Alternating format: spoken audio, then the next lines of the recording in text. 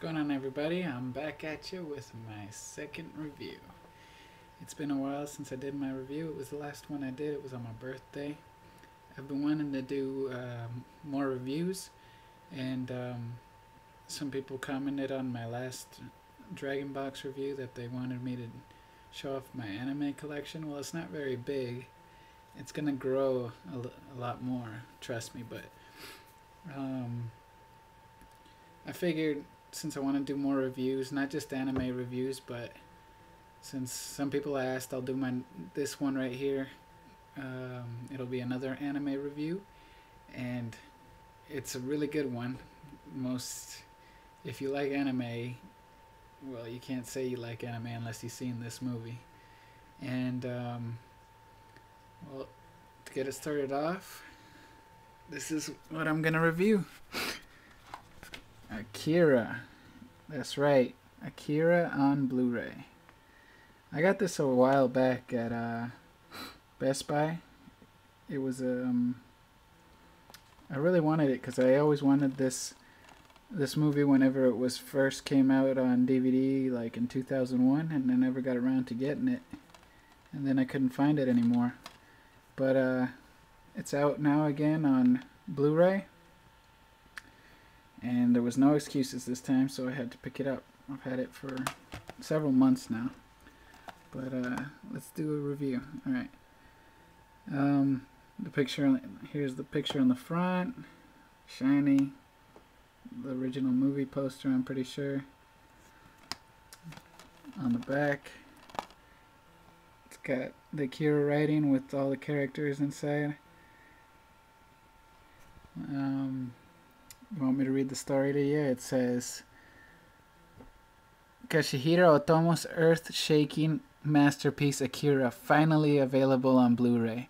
Newly remastered for 1080p HD Blu-ray. Includes Japanese and English audio in Dolby True HD. July 1988, World War III breaks loose.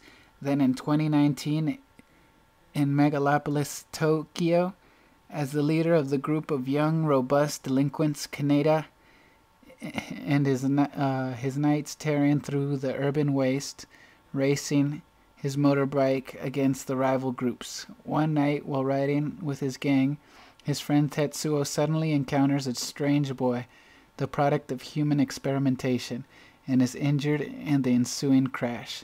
Shortly thereafter, a military squadron appears on the scene to take the boy and Tetsuo away from the army research facility.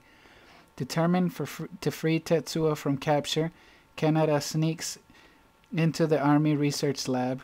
However, a regimen of extreme experimental procedures has awakened a new power in his friend, and now he is consumed by madness.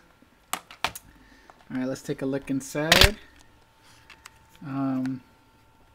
Just some information there about the sound.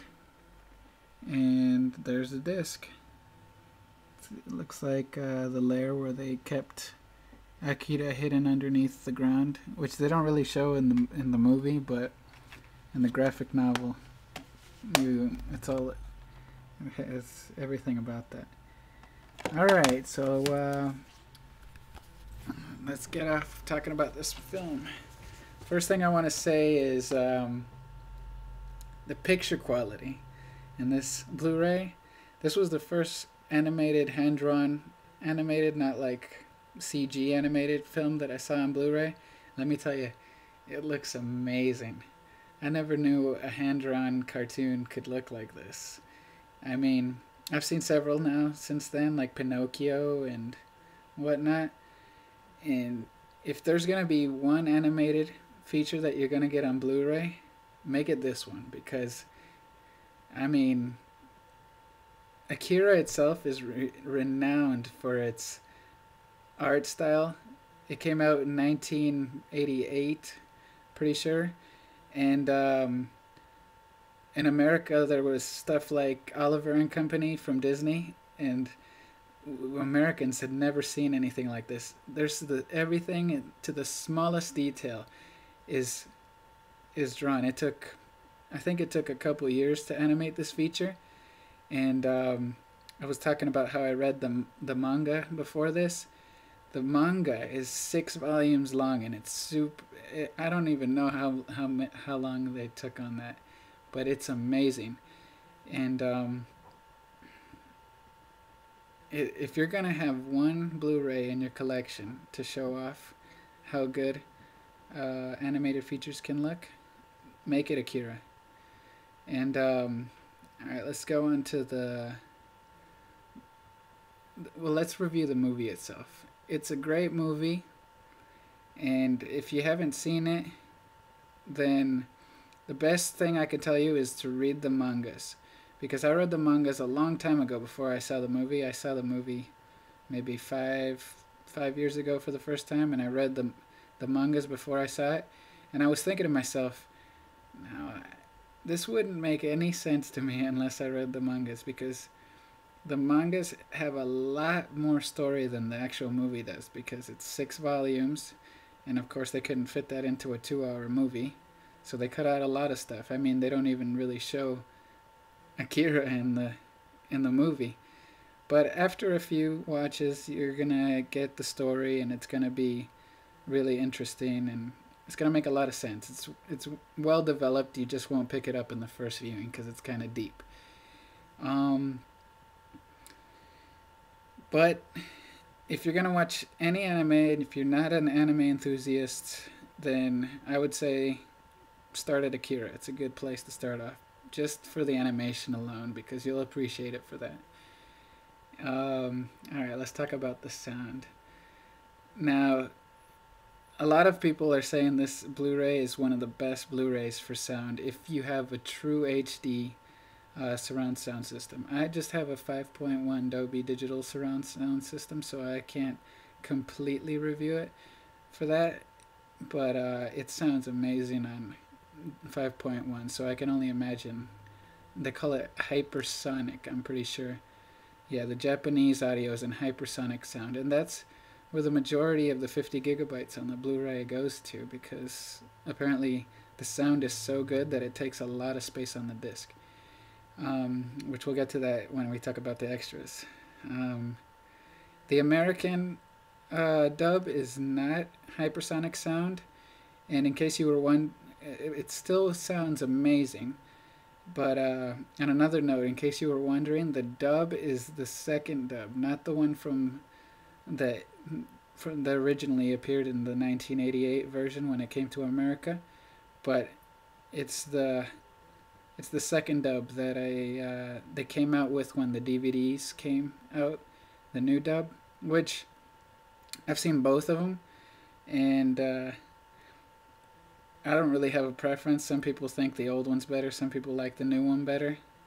I mean, if you're that picky, just watch it in Japanese, you know?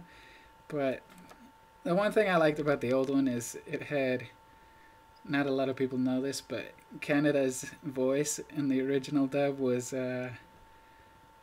wasn't it Raphael? I think it was Raphael from Teenage Mutant Ninja Turtles, which was pretty cool. And let's get on to the extras. The extras. Now that's where this Blu-ray is seriously lacking, because all it has is one or two teasers, a TV commercial, a trailer, or two trailers, and storyboards. Now that's not a lot, and they say that the reason it doesn't have that many special features is because of the sound. It takes up most of the 50 gigabytes available on the Blu-ray. I don't know if that's true or not, but it would have been nice to get maybe even a second disc with some extras on it, especially for the price, because I mean, this wasn't a very cheap Blu-ray. It wasn't that expensive, but it wasn't the cheapest Blu-ray you can get, which anime usually isn't, but it could have been better. Alright, so that brings us to the price. Let me check how much time I got. Oh, crap. Gotta do this quick. The price, I got this at Best Buy for $35. So that's why I was thinking they could have added a second disc. But overall, just because of the picture quality and the sound, I would say go ahead and pick this up. Don't go for the DVD because it doesn't look as good and the sound isn't as good. It has a lot of extra features. I've seen all the extra features in the old DVD, which were good. I thought they were kind of boring, but at least you had them. I wish they put them on this one. But definitely, even though it's $35, I'd say go ahead and buy it, because once it's gone, it's gone. And I'd have to give this a 4 out of 5. And it goes down because there's no extras, but the picture by itself merits a 4 out of 5. So go ahead and buy this film. And that's it. Peace out.